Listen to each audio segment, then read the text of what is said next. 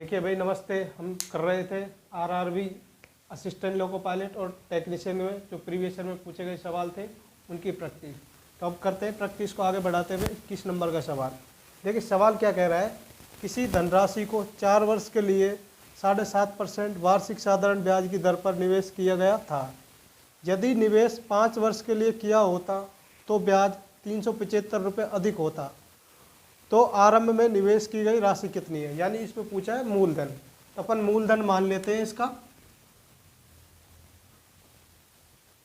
मूलधन माना पूरा कितना है 100%। अपन ने मान लिया मूलधन 100% है। ये क्या माना भाई मूलधन क्या है 100% है। लेकिन अब सवाल कह रहा है अगर अपन ने पहले 7.5% की दर से 4 साल के लिए लगाया था पैसा, ये कब की कंडीशन है पहले की। और अब क्या कह रहा है, अब उस पैसे को 7.5% की दर से 5 वर्ष के लिए लगा देगा। तो ये कंडीशन कब की है, अब की। क्या अधिक मिल रहा है, साधारण ब्याज। तो अपन क्या निकाल लेते हैं यहाँ से, साधारण ब्याज का परसेंटेज। देखिए साधारण ब्याज निकाल दे अपन रेट इंटू समय। अब देखिए कितनी रेट दे रखे, 7.5%। ये कब है, पहले की कंडीशन। 7.5% कब है, जब 4 साल के लिए अपन ने निवेश की थी राशि जब। लेकिन अब ब्याज की दर वही है, लेकिन समय 1 साल क्या कर दिया, बढ़ा दिया गया। ये 7.5% की दर है और समय 4 से बढ़ा के 5 साल कर दिया। देखिए इसको गुणा करते हैं अपन 7.5 को 4 से, तो आता है 7 चौक 28 और 2 30%। और इस 7.5 को अपन 5 से गुणा करेंगे तो आ जाएगा 37.5%। ये क्या है, इनका सिंपल इंटरेस्ट का परसेंटेज के रेशियो। भाई 4 साल के लिए लगाया था तो वो जो ब्याज मिला था वो मूलधन का 30% मिला था 4 साल में। अगर 5 साल के लिए कर दिया तो वो मूलधन का 37.5% मिला है। यानी कि कितना ब्याज बढ़ गया सवाल में, रेशियो में 7.5%। 7.5% बढ़ गया रेशियो में, जबकि सवाल में कितना बढ़ रहा है, 375 रुपये। सवाल में 375 रुपये बढ़ रहा है। ये कितने की वैल्यू है, 7.5% की। और मूलधन तक जाने के लिए कितना चाहिए अपन को, 100%। देखिए यहाँ से अपन 1% की वैल्यू निकाल लेते हैं। 1% की वैल्यू निकालने के लिए 375 को 7.5 से भाग कर देते हैं। तो यहाँ से कितना आ जाएगा, इसका 1%। देखिए 7.5 का अपन इसमें गुणा करेंगे, कितना बार गया थे, 5 बार। तो 7.5 ये कितनी बार कट जाएगा इससे, 50 बार। तो 1% की वैल्यू कितनी अधिक, 50। बट सवाल में क्या पूछा है, मूलधन। मूलधन अपन ने कितना माना है, 100%। तो 100% की वैल्यू आ जाएगी, इसमें 100 से गुणा कर देंगे तो 5,000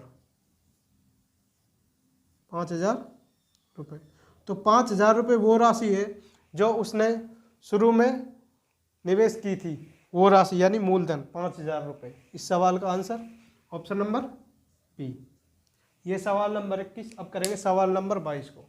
देखिए सवाल नंबर 22 में क्या दिया है, क्या पूछा है। सवाल नंबर 22 में दिया है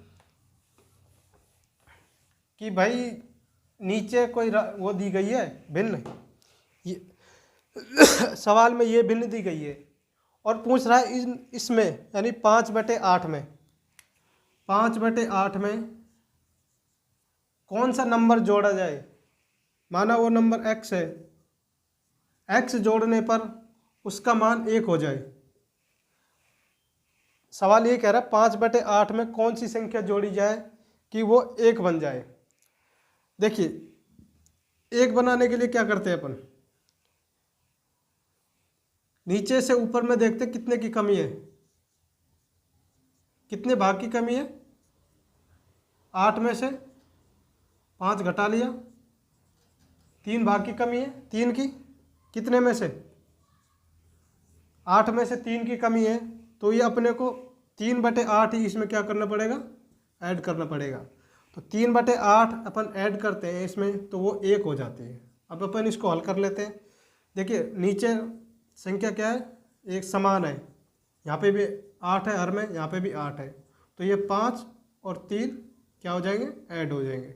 तो 5 और 3 8/8, ये मिलके 1 बन जाते हैं। तो ये पूछा है, ये बराबर बन जाती है कौन सी संख्या ऐड करने के बाद, 3/8। अब देखते हैं अपन ऑप्शन में कौन सा दे रखा है। देखिए ये दे रखा है 6/24।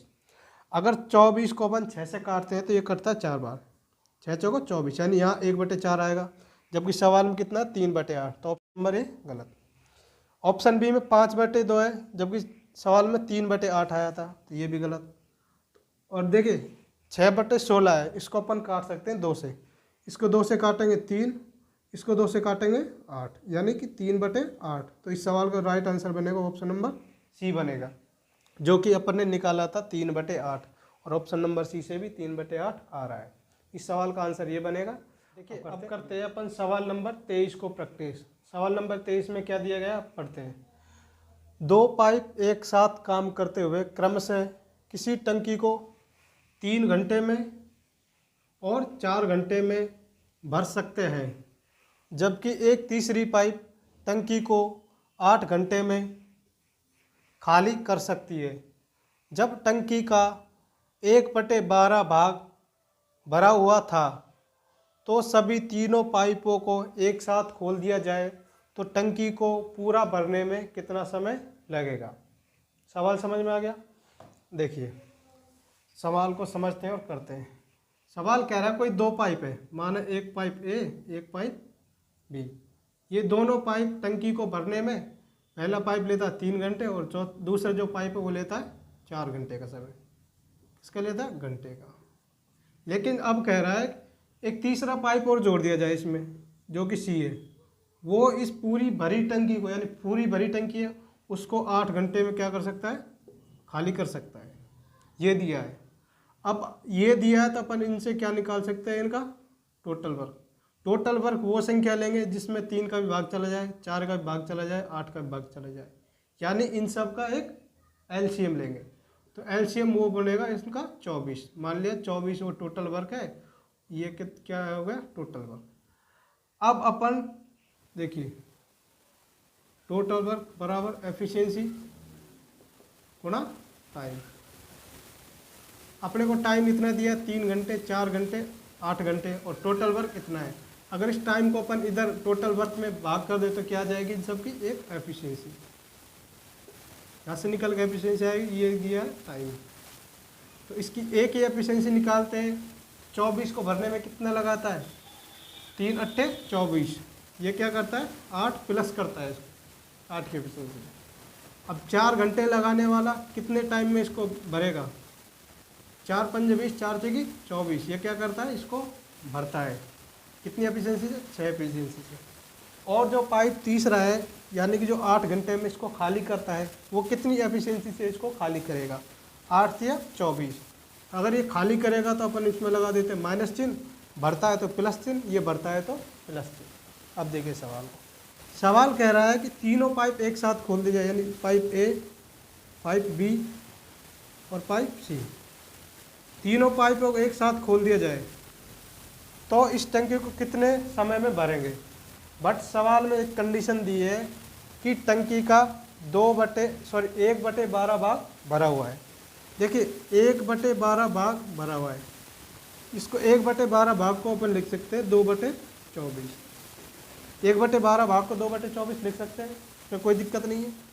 देखिए अपन ने जो टोटल वर्क माना है यहाँ से वो 24 है, और 24 में से कितना भाग भरा हुआ है, ये भाग कौन सा है जो भरा हुआ है। अगर 22 भाग भरा हुआ है, टोटल है 24, तो खाली भाग को कितना रह गया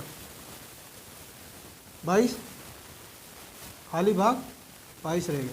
तो सवाल में पूछा है ये जो खाली बचा है 22 भाग, इसको भरने में तीनों को एक साथ खोला जाए तो कितना समय लेगा। ठीक है, कितना भाग भरना है, 22 भाग। 22 भाग, ये क्या है टोटल वर्क। टोटल वर्क में अपन एफिशिएंसी का भाग दे देते हैं तो अपने को समय निकल के आ जाएगा। और सवाल में पूछा कितना समय लगेगा। देखिए एफिशिएंसी, ये कितनी एफिशिएंसी से बढ़ता है, +8 से। ये क्या कर रहा है, भर रहा है इसलिए प्लस। उसके अलावा बी भरता है तो इसको +6, और जो सी है वो क्या करता है, 3 की एफिशिएंसी से इसको क्या करता है, खाली करता है। खाली करता है तो यहाँ पर लगा दिया जाएगा -2। तो इस 22 को, इसकी अपन कैलकुलेशन करते हैं तो 8 और 14, 14 में से अपन घटा लेते हैं 3, तो यहाँ पर आ जाता है 11। ये क्या आ जाएगा इसका समय। तो ए, बी और सी, इसको पूरा भरने में 2 घंटे का समय लेंगे। अपन 22 को 11 से काटें तो 2 आ जाता है। इस सवाल का आंसर बनेगा 2 घंटे। तो इस सवाल का जो राइट आंसर बनेगा वो बनेगा 2 घंटे। यानी तीनों पाइप एक साथ खोल दिए जाए तो जो 22 भाग खाली बचा हुआ है टंकी का, उसको भरने में 2 घंटे का समय लेंगे। यानी इस सवाल का आंसर ऑप्शन नंबर ए बनेगा। करते हैं अपन सवाल नंबर 24 को प्रैक्टिस। इसमें देखते हैं क्या दिया है और क्या पूछा है। सवाल नंबर 24 में दिया है कि एक कंप्यूटर गेम में एक बिल्डर 10 घंटे में दीवार को बना सकता है, और आगे दिया है जबकि एक विध्वंसक 14 घंटे में इस दीवार को तोड़ सकता है। आगे क्या कह रहा है कि जमीन स्तर पर दोनों बिल्डर और विध्वंसक एक साथ काम करने लग जाते हैं। यानी कि काम शुरू किया विध्वंसक और जो दीवार को बनाने वाले बिल्डर है, दोनों एक साथ काम पे लग जाते हैं और दोनों 7 घंटे तक एक साथ काम करते हैं। तो बताओ कि पूरा काम करने में उनको कितना समय लगेगा। सवाल ये पूछ रहा है। तो सवाल समझ में आ गया क्या कह रहा है। अब देखिए अपन करते हैं सवाल को हल। सवाल कह रहा है कि किसी कंप्यूटर गेम में एक बिल्डर ले लेते हैं, उसको मान लिया बी है, एक है विध्वंसक यानी वी, विध्वंसक को मान लिया बी, बिल्डर को मान लिया वी। कह रहा है बिल्डर किसी काम को 10 घंटे में क्या करता है, बनाता है। यानी कि ये काम को प्लस करता है, काम को ऊपर बढ़ाता जाता है। अब कह रहा है कि एक विध्वंसक है जो उस बनाए काम को 14 घंटे में खराब कर सकता है, यानी दीवार को तोड़ सकता है।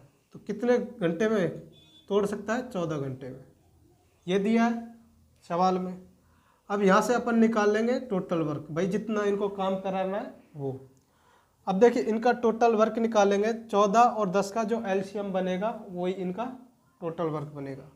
तो इनका जो टोटल वर्क बनेगा वो बनेगा 70, जो दोनों को क्या है, एलसीएम है। अब कह रहा है कि अब निकालते हैं यहाँ से एफिशिएंसी। अगर बिल्डर 10 घंटे में इस काम को कर सकता है तो कितनी एफिशिएंसी से करेगा, 7 की एफिशिएंसी से उस काम को प्लस बढ़ाता जाएगा, एक दिन में 7 ऐसे करके। और बोल रहा है विध्वंसक 14 घंटे में इस 14 घंटे में 70 काम को खराब कर सकता है, यानी दीवार को तोड़ सकता है। तो कितने में ये माइनस करेगा, 14 पंजे 70, यानी 5 की एफिशिएंसी से दीवार को ये तोड़ सकता है। लेकिन अब आगे सवाल क्या कह रहा है कि विध्वंसक और बिल्डर दोनों काम करते हैं कितने घंटे तक, 7 घंटे तक। तो बिल्डर कितने घंटे प्लस कर रहा है, बिल्डर 7 की एफिशिएंसी कर रहा है काम, और जो विध्वंसक है वो 5 की एफिशिएंसी से इस काम को क्या कर रहा है, खराब कर रहा है, यानी तोड़ रहा है। ये कितने घंटे का काम निकल के आ गया, 1 घंटे में 7 काम बिल्डर बनाता है और विध्वंसक तोड़ देता है। यानी कि टोटल जो जितना काम निकलेगा वो कितना निकल गया नेट, यहाँ से 2 काम प्लस जो नेट काम निकलेगा वो 2 काम निकल गया प्लस एक दिन में, 1 घंटे में। 1 घंटे में जो काम निकल के आएगा नेट वो निकल के आएगा 2 काम। लेकिन सवाल कह रहा है दोनों करते हैं 7 घंटे तक काम। ये 1 घंटे का है तो 7 घंटे का टाइम कितना आ जाएगा, 7 घंटे का काम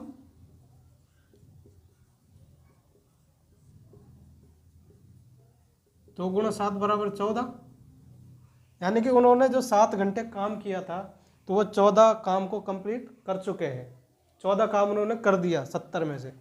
अब बात फिर क्या है, बोलता है कि 7 घंटे बाद जो ये विध्वंसक है ना, जो दीवार को तोड़ता है, ये क्या हो गया, इससे बाहर हो गया।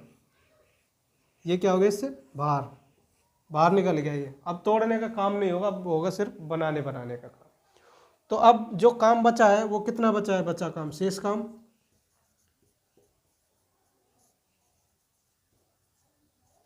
काम 70 में से 14 काम हो गया तो टोटल कितना काम बच गया, 56 काम शेष रह गया। अब ये जो 56 काम है इसको कौन करेगा, भाई विध्वंसक निकल गया। अब बिल्डर का काम है इस 56 काम को 7 की एफिशिएंसी से बनाना। अब 7 की एफिशिएंसी से बनाने में वो कितना टाइम लेगा वो अपन करते हैं कैलकुलेटर। तो यहाँ से बिल्डर का समय निकलेगा, कितना काम है 56 काम को कितने की एफिशिएंसी से करता है 7 की एफिशिएंसी से। तो यहाँ कितना निकल जाएगा 7 अट्ठे 56 यानी 8 घंटे का समय वो यहाँ लेता है। यानी कि 7 घंटे उन्होंने यहाँ पर काम करा, 7 घंटे यहाँ काम करा। तो यहाँ से निकालते कुल समय,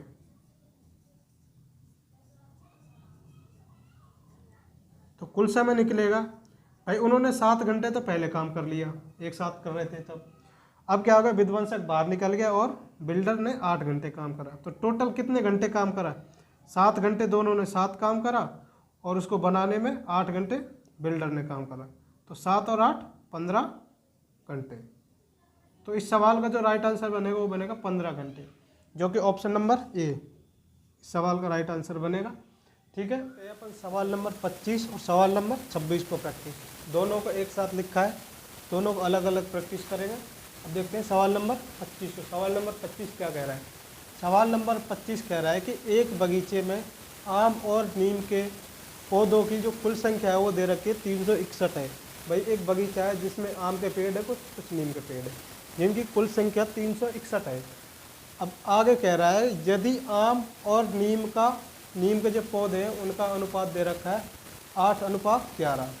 तो पूछ रहा है बगीचे में नीम के कुल कितने पौधे हैं, नीम के कुल कितने पौधे ये पूछ रहे हैं। देखिए सवाल में दिया है आम और नीम दोनों का क्या दिया है अनुपात, आम का और नीम का अनुपात। सवाल में आम का अनुपात कितने दिया 8 और नीम का अनुपात 11।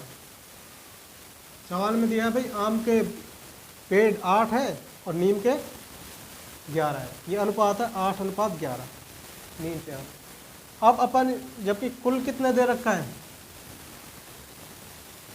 आम प्लस नीम का, नीम के पौधों की संख्या 361 दे रखी है, आम प्लस नीम के पौधों की संख्या कितनी दे रखी है 361। ये क्या दे रखा है उनकी संख्या। लेकिन सवाल में एक रेशियो भी दिया है जो कि 8:11 है। अगर अपन इस रेशियो को गुना कर ले और यहाँ से एक की वैल्यू निकाल ले, यानी एक रेशियो का मान कितना होगा, और वो एक रेशियो को अपन 11 से गुणा कर दे तो नीम के पेड़ों की संख्या आ जाएगी। देखिए कैसे करेंगे। यहाँ पे टोटल दे रखा है तो अपन इस रेशियो का टोटल कर लेते हैं। तो टोटल करते हैं तो 8 + 11 होके कितना हो जाता है 19। ये क्या दे रखा है एक रेशियो वाली संख्या। या फिर अपन इस रेशियो को हटाने के लिए इधर x से गुणा कर दें, इधर एक x से गुणा कर दें वेरिएबल से, तो ये रेशियो का साइन हट गया। तो टोटल 8x + 11x 19x। और 19x की वैल्यू सवाल में दे रखे हुए टोटल पौधे हैं 361। 361 19 से काटा जाता है क्योंकि 361 19 का क्या होता है स्क्वायर होता है। तो 19 से अपन 361 को काटेंगे तो आ जाएगा 19, यानी x की वैल्यू जो निकल के आएगी वो आ जाएगी 19। अब सवाल में पूछा है कि भाई नीम के पौधों की संख्या कितनी है। सवाल में नीम के पौधों की संख्या कितनी थी निकली थी 11x। इसमें x की वैल्यू रख देंगे, जो आंसर आएगा वही सवाल का आंसर बन जाएगा। तो 11 × 19, अपन 11 × 19 करते हैं तो 19 कम 19 बचेगी एक हासिल 19 और 1 20। ये क्या रहेंगे 209 पौधे, जो इस सवाल का एक आंसर होगा। यानी इस सवाल का आंसर होगा उसमें नीम के पौधों की संख्या 209 होगी। बट अगर सवाल में पूछ लिया होता है कि भाई उसमें आम के पौधों की संख्या बताओ, अपन आम के पौधों की संख्या इसमें x के वैल्यू रख के निकाल लेते। तो कितना दिया 8x दिया, या 8 × 19 8 × 19 करके जो भी आंसर आएगा वो निकाल लेते हैं। जो भी आंसर बनेगा वो इस सवाल का आंसर राइट बन जाएगा। ठीक है, इस तरीके से करते हैं। 19 सट्टे कितना होता है 156।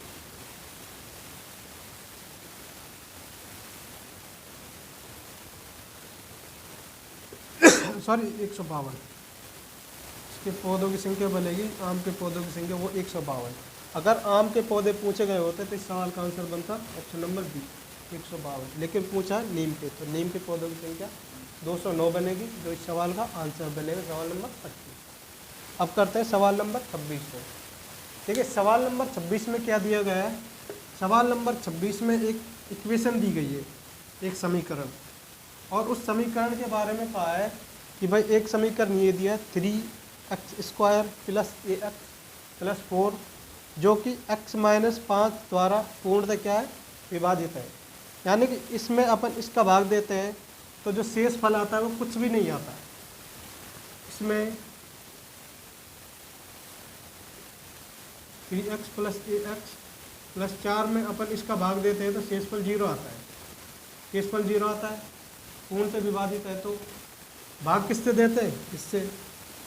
अगर इससे भाग दे देते हैं, इससे भाग देने पर पूर्ण से विभाजित हो जाता है, तो जिससे भाग दे देते हैं वो भी बराबर 0 हो जाता है। तो जिसमें भाग दिया वो भी बराबर 0, और जिस संख्या से भाग दिया वो भी बराबर 0। दोनों इक्वेशन अगर सवाल में दिया गया है कि भाई पूर्ण से विभाजित है, ठीक है। अब यहाँ से अपन निकाल लेते हैं x का मान। x का मान कितना आएगा, 5। ये x का मान 5 अपन इस इक्वेशन में रख लेंगे।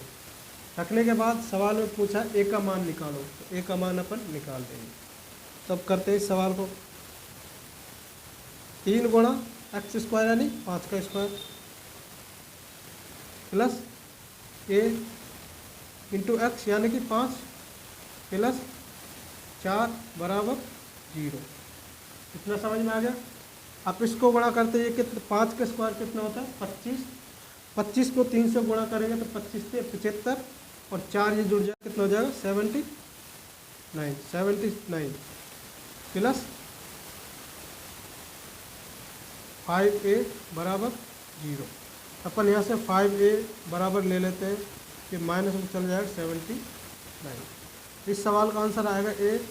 अपन काट लेते हैं, 5 कम 5, माइनस चिन्ह तो आएगा ही, 5 25 और 5 अट्ठे 40। तो इस सवाल का आंसर जो बनेगा वो 15.8 बनेगा माइनस में, यानी ऑप्शन नंबर सी, सवाल नंबर 26 का आंसर। अगर सवाल में दिया है भाई एक इक्वेशन दूसरी इक्वेशन से पूर्ण से विभाजित है, तो उन दोनों इक्वेशनों को बराबर 0 करके अपन वैल्यू निकाल लेते हैं। अगर इस सवाल में दिया होता इससे भाग, इस संख्या में इससे भाग देने पर कोई शेष फल बच रहा है, तो यहाँ पर अपन 0 ना लेके वो शेष फल वाली संख्या रख लेते, तो इस सवाल को अपन आगे हल कर लेते, ठीक है। अब करते हैं सवाल नंबर 27 करते हैं अपन सवाल नंबर 27 और सवाल नंबर 28 को प्रैक्टिस, ठीक है। तो देखिए सवाल नंबर 27 में क्या दिया है और क्या पूछा है। सवाल में दिया गया cot 4 theta plus cot square theta बराबर 3 है, और जो पूछा है वो कोसेक की power 4 theta minus cosec square theta, ये पूछा है।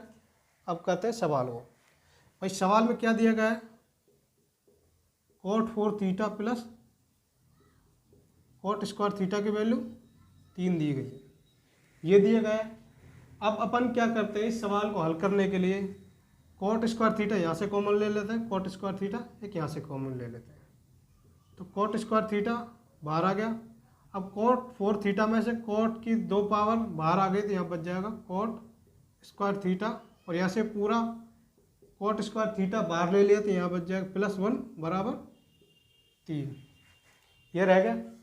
अब फॉर्मूला होता है cot स्क्वायर थीटा +1, ये होता है कोसेक स्क्वायर के बराबर। किसके बराबर होता है, cot स्क्वायर थीटा +1 बराबर कोसेक स्क्वायर थीटा के, ये फॉर्मूला, ये एक फॉर्मूला। तो इसकी जगह पर कोसेक स्क्वायर थीटा रख लेते हैं, जैसे cot square theta, cot square theta +1 की जगह कोसेक स्क्वायर थीटा बराबर 3, ये निकल के अपन ने निकाल दिया हल करके। लेकिन अब देखते हैं सवाल में क्या पूछा, कोसेक की पावर 4 थीटा माइनस कोसेक की पावर 2 थीटा। क्या पूछा है, कोसेक की पावर 4 थीटा माइनस कोसेक की पावर 2 थीटा। अब अपन इसमें इसको हल करने के लिए इसमें से कोसेक की पावर 2 थीटा, कोसेक की पावर 2 थीटा दोनों से क्या कर लेते हैं, बाहर ले लेते हैं। तो लेते हैं, तो यहाँ से लेते हैं कोसेक स्क्वायर थीटा, कोसेक की पावर 4 में से कोसेक की पावर 2 बाहर ले ली, तो अंदर रह जाए कोसेक की पावर 2, यहाँ रह जाएगा कोसेक स्क्वायर थीटा और यहाँ रह जाएगा माइनस चिन्ह है और ये पूरा बाहर ले लिया तो 1। देखिए अब एक फॉर्मूला और है, अगर अपन इसको इस फॉर्मूले को हल करते हैं तो कोसेक स्क्वायर थीटा माइनस इधर चला जाएगा तो ये कितने स्क्वायर रह जाएगा कोट स्क्वायर थीटा। तो इसी जगह पर अपन रख देते हैं कोट स्क्वायर थीटा। तो यहाँ जाता है कोसेक स्क्वायर थीटा गुणा में को इसकी जगह पर अपन ने कोट स्क्वायर थीटा रखना है, क्योंकि इस +1 को इधर ले जाकर माइनस बना दे जाए तो अब देखिए ये माइनस बन गया तो कोसेक स्क्वायर थीटा -1 बराबर कोट थीटा के आ गया, कोट थीटा के आ गया। और अपन इसकी जगह पर ये रख देते हैं कोट स्क्वायर थीटा। अब देखिए ये टर्म और एक ये टर्म अपन ने अभी निकाली थी, ये वाली coat square theta into cosec square theta बराबर 3। यहाँ पे देख coat square theta into cosec square theta दोनों बराबर है ना। अगर ये टर्म 3 के बराबर है तो ये टर्म भी बराबर 3 के हो जाएगी। तो इस सवाल का जो आंसर बनेगा राइट आंसर वो बनेगा 3, यानी ऑप्शन नंबर डी। सवाल नंबर 27 का आंसर बनेगा सवाल नंबर डी। अब करते हैं अपन सवाल नंबर 28 को प्रैक्टिस। इसमें देखते हैं क्या दिया गया है, क्या पूछा गया है। ठीक है, अपन इसको हटा देते हैं और 28 नंबर को देख लेते हैं। सवाल नंबर 28 काफ़ी अच्छा सवाल है, इसमें थोड़ा दिमाग लगाना पड़ेगा तब सवाल हो गए, लेकिन आप थोड़ा पूरी वीडियो देखना सब समझ में आ जाएगा।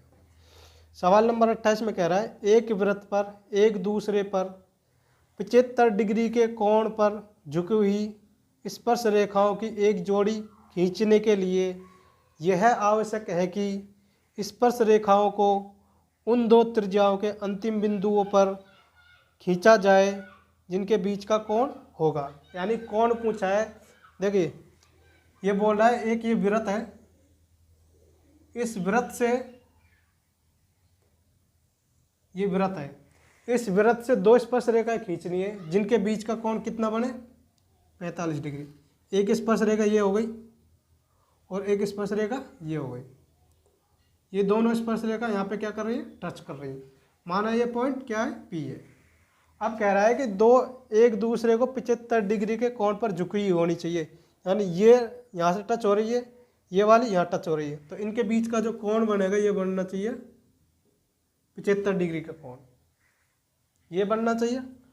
अब देखिए आगे क्या कह रहा है कि स्पर्श रेखाओं को उन दो त्रिज्याओं के, भाई ये यहाँ पर इस पॉइंट पर स्पर्श इसने किया है, इस पॉइंट पर स्पर्श इसने किया है और इसका केंद्र बिंदु ये है। तो ये बोल रहा है कि इन जो इस दो त्रिज्या दे रखी है इनको इनके केंद्र तक खींचा जाना चाहिए। इसको खींच लिया इसके केंद्र तक और इस वाली लाइन को सॉरी इस पॉइंट से यहाँ लाइन खींच दी इस त्रिज्या तक, तो इस त्रिज्या के इस पॉइंट तक खींचा जाना चाहिए। तो बताओ कि ये एंगल कितना बनेगा। ये एंगल मान लिया अपन ने थीटा है, थीटा बनेगा। अब देखिए सवाल में अपन स्पर्श रेखा खींचते हैं और उस स्पर्श रेखा पर केंद्र बिंदु से कोई लाइन डालते हैं, यानी स्पर्श रेखा पर केंद्र बिंदु से डाली गई लाइन हमेशा 90 डिग्री का कोण बनाएगी, 90 डिग्री का कोण बनाएगी। तो ये स्पर्श रेखा पर केंद्र से जो लाइन खींची गई है इसके बीच का ये कोण कितने डिग्री का बनेगा 90 डिग्री का।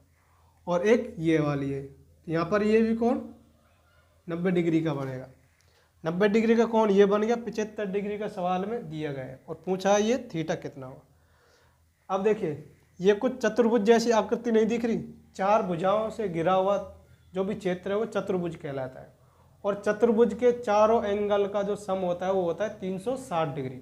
360 डिग्री माना ये ए है, ये बी है, ये पी है और ये सी है। क्या A angle A, angle B, angle P and angle C का मान 360 डिग्री के बराबर होता है, क्योंकि चतुर्भुज के चारों कोणों का योग 360 डिग्री है। अपन को निकालना है एंगल ए का मान। एंगल ए को अपन ने माना है थीटा, थीटा मान लिया। अब बढ़ते हैं एंगल बी पे। एंगल बी ये वाला कितना डिग्री निकला है 90 डिग्री, यहाँ 90 डिग्री रख देते हैं। उसके बाद बढ़ते हैं आगे।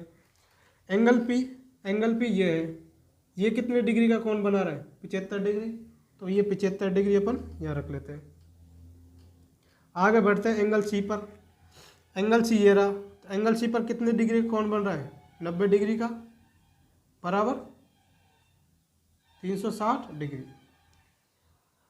थीटा प्लस, अपन इनको ऐड करते हैं, 90 प्लस 90 180, 180 प्लस ये 75 डिग्री, इन दोनों को ऐड करते हैं तो 5 और 7 8 15 और एक और एक तो ये जुड़ के आता है, वो आता है 255 डिग्री का कोण।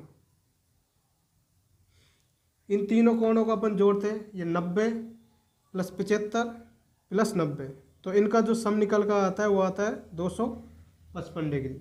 और ये दिया गया बराबर 360 डिग्री का, यानी ये होता है 360 डिग्री।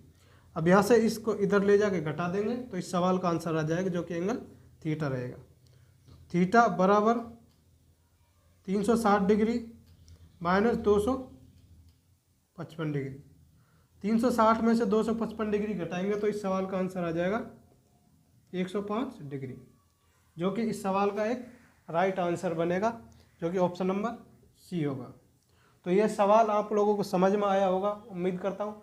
अब सेकंड लास्ट और लास्ट सवाल है 29 और 30, ठीक है। क्लास का एक सेकंड लास्ट सवाल और लास्ट सवाल, जो कि सेकंड लास्ट होगा 29 और लास्ट होगा 30 नंबर सवाल। तो सवाल नंबर 29 दिया गया है सिंप्लीफिकेशन, सरलीकरण का। इसमें अपन को लगाना है बोर्ड मास। बोर्ड मास लगाना सबको आता है, नहीं आता हो तो एक बार देख लो। देखिए सवाल में क्या दिया है, ये एक संख्या दी, इसको हल करवा के जो आंसर पूछा है वो निकालना है। सवाल दिया है 1/4 ब्रैकेट -45 -96 भाग -32, ये एक ब्रैकेट के अंदर है। देखिए अब कहते हैं 1/4 क्या है, सबसे बाहर है, तो अपन सबसे पहले इस ब्रैकेट को हल करते हैं, इस वाले को। इस ब्रैकेट के अपन अंदर गए तो इसके अंदर अपने को 2 ब्रैकेट और दिखे, एक ब्रैकेट ये, एक ब्रैकेट ये। तो इस पूरे ब्रैकेट को हल करने से पहले अपन को ये 2 ब्रैकेट हल करने पड़ेंगे। इन 2 ब्रैकेटों को हल करते हैं, 2 ब्रैकेटों को हल करते हैं। यहाँ से देखिए इसका मान कितना दे रखा है, 96, इस वाले का ये 96 माइनस का, उसके बाद आता है चिन्ह भाग का, तो ये भाग कर लिए। आगे कितने दे रखा है, -32 दे रखा है। अपन इसको हल करते हैं तो कितना आता है, +3। क्या आता है, +3, क्योंकि इस माइनस से माइनस कट गया। तो इस ब्रैकेट को और इस ब्रैकेट को करने पर, यानी यहाँ से यहाँ तक करने पर जो मान आएगा वो आएगा +3। यहाँ पर लिख लेते हैं इसको नीचे, 1/4 ब्रैकेट 45, माइनस का चिन्ह जो इस ब्रैकेट के बाहर है, इन दोनों के बाहर है, या फिर इस माइनस को अपन अंदर मल्टीप्लाई कर लें तो ये माइनस बन के प्लस हो जाएगा। यहाँ पर डायरेक्ट माइनस ले लेंगे अपन, ठीक है। अब इस तरीके से भी कर लें, ये -3 इस ब्रैकेट के बाहर है और अंदर जो मान आया वो क्या है, +3। तो ये माइनस इस 3 से गुणा होकर -3 बन जाएगा। तो अब इस ब्रैकेट के अंदर कौन सी वैल्यू रहेगी, माइनस की, -45 -3, इन दोनों को अपन ऐड करते हैं। 1/4 तो ब्रैकेट के बाहर ही है, इन दोनों को ऐड करते हैं तो ये बनता है -48। अब अपन -48 को इस 4 से काट लेते हैं तो आंसर आएगा -12, यानी 12 चौको 48। तो इस सवाल का आंसर -12, जो कि ऑप्शन नंबर सी। अब करते हैं इस क्लास का सबसे लास्ट सवाल, जो कि है अलजेब्रा का। देखिए सवाल में क्या दिया है, सवाल में क्या पूछा है।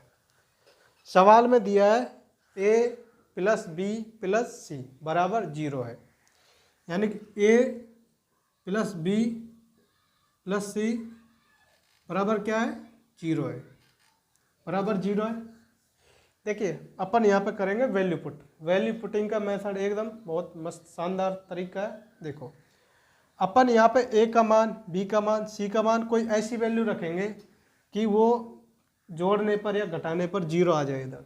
तो रखते हैं, अपन ने माना a का मान रख लिया 1 यहाँ, बी का मान रख लिया +1, दोनों जगह +1 और सी का मान -2।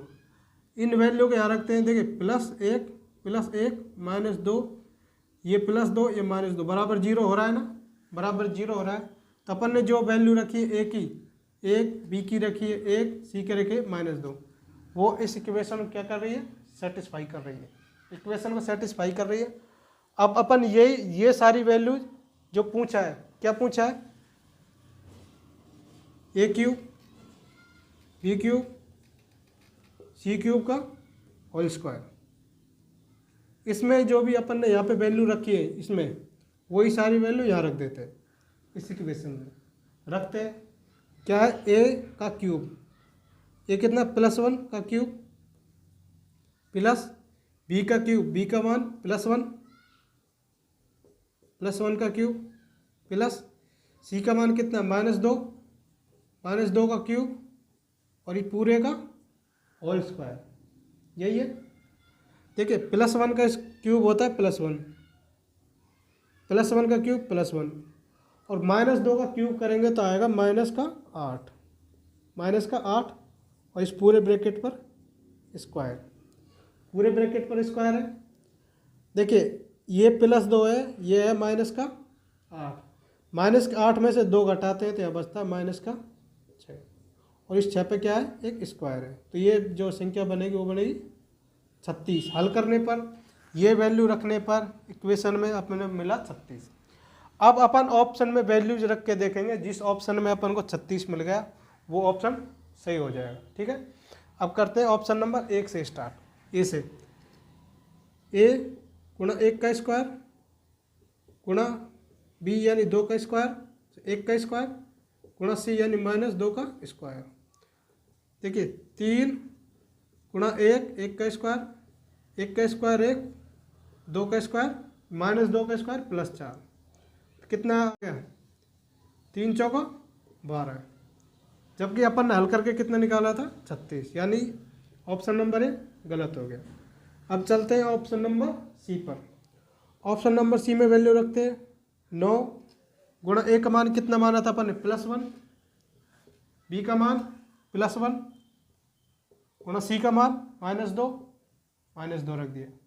इसको अपन हल करते हैं तो 9 गुणा -2 करते हैं तो इसका आंसर आता है -18, जबकि सवाल अपन ने इक्वेशन में वैल्यू रख के 36 निकाला था। तो ऑप्शन नंबर सी ये भी गलत। अब बढ़ते हैं ऑप्शन नंबर बी पर। ऑप्शन नंबर बी में वैल्यूज रखते हैं 9 गुणा a का मान कितना माना अपन ने +1 गुणा b का मान +1 गुणा c का मान -2, तो -2 का स्क्वायर, तो यह क्या बन जाएगा 9 गुणा 1 गुणा 4, तो इस 9 का गुणा अपन 4 से करते हैं, 9 चौको 36। तो ऑप्शन नंबर बी में अपन ने यहाँ पे जो वैल्यू पुट करी थी वो ऑप्शन नंबर बी में पुट करने पर अपने को 36 मिल चुका है, जो कि अपन ने सवाल में जो पूछा था उसमें रख के 36 निकाला था, वो इस 36 को मैच कर चुका है। तो ऑप्शन नंबर बी इसका राइट आंसर हो जाएगा। अब चेक करते हैं अपन ऑप्शन नंबर डी को, सुविधा के लिए कि भी ऑप्शन नंबर डी सही है गलत है। देखिए ऑप्शन नंबर डी में रखते हैं 27 गुणा a का मान +1 गुणा b का मान +1 गुणा c का मान -2, तो 27 गुणा -2 कितना होता है, 27 दूनी 54, वो भी माइनस का, जबकि कितना निकाला था अपन ने 36। तो ऑप्शन नंबर डी ये भी एक इसका क्या हो जाएगा गलत, यानी ऑप्शन नंबर बी इसका राइट आंसर बनेगा। वैल्यू पुटिंग से इस सवालों को किया जाता है। अगर नहीं आती है तो वीडियो देखो, वैल्यू पुटिंग कैसे की जाती है सीखो। ठीक है, thank you, bye bye. Class को ओवर करते हैं।